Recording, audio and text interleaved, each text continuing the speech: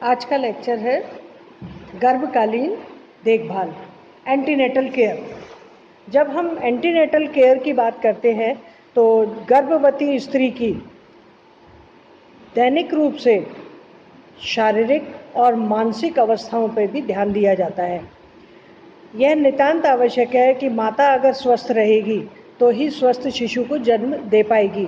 स्वस्थ शिशु को जन्म देने के लिए अति आवश्यक है कि माता के स्वास्थ्य की देखभाल की जाए, उसका ध्यान रखा जाए, नियमित रूप से उसकी जांच की जाए, उसका रजिस्ट्रेशन किसी अस्पताल में कराया जाए जहां पर उसके दैनिक स्वास्थ्य की जांच हो सके और जिन पोषक तत्वों की उसको अतिरिक्त मात्रा में आवश्यकता है वो समय समय पर उसको दिए जा सकें। तो सबसे पहला काम है गर्भवती स्त्री का पंजीकरण कराना। जब हम पंजीकरण की बात करते हैं, रजिस्ट्रेशन की, तो गर्भवती स्त्री के जो भी घर के नज़दीक अस्पताल है या स्वास्थ्य केंद्र है वहाँ पर जाना चाहिए। आंगनवाड़ी कार्यकर्ता हो या वहाँ पे पब्लिक हेल्थ सेंटर के वर्कर हो, उनसे मिलकर स्त्री की जांच कराई जानी चाहिए और जांच कराने के पश्चात उसका रजिस्ट्रेशन, पंजीकरण करवाना चाहिए। वहाँ पर उसका पता, उसकी आयु, उसके पति का नाम, समस्त जानकारी ली जाती है और उसके साथ ही उसको माता का और शिशु का सुरक्षा कार्ड उपलब्ध कराया जाता है।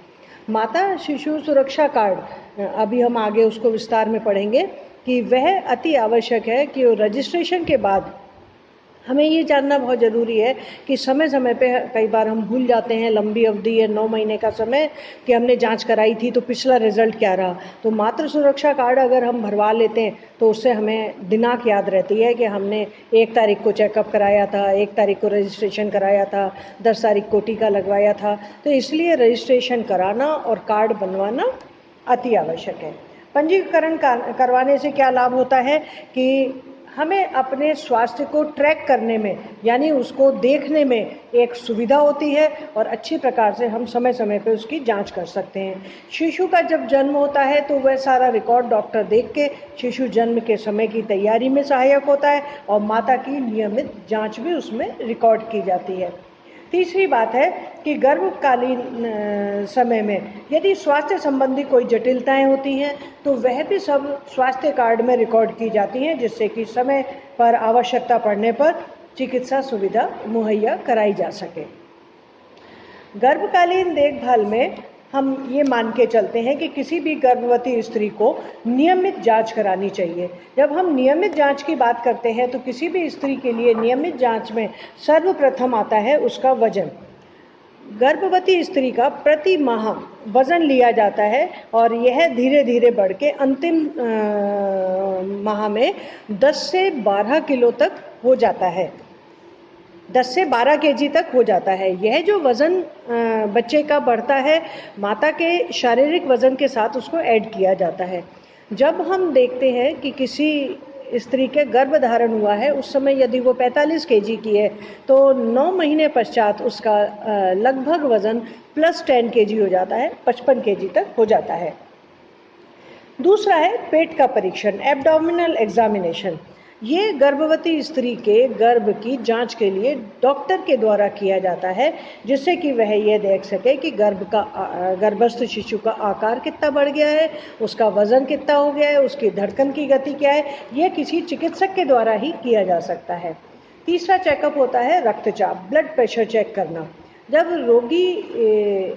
गर्भवती स्त्री का ब्लड प्रेशर चेक किया जाता है तो अमूमन सामान्य आता है 90/130 तक, लेकिन अगर उससे अधिक आता है तो वह चिंताजनक स्थिति है और डॉक्टर से सलाह ली जानी चाहिए।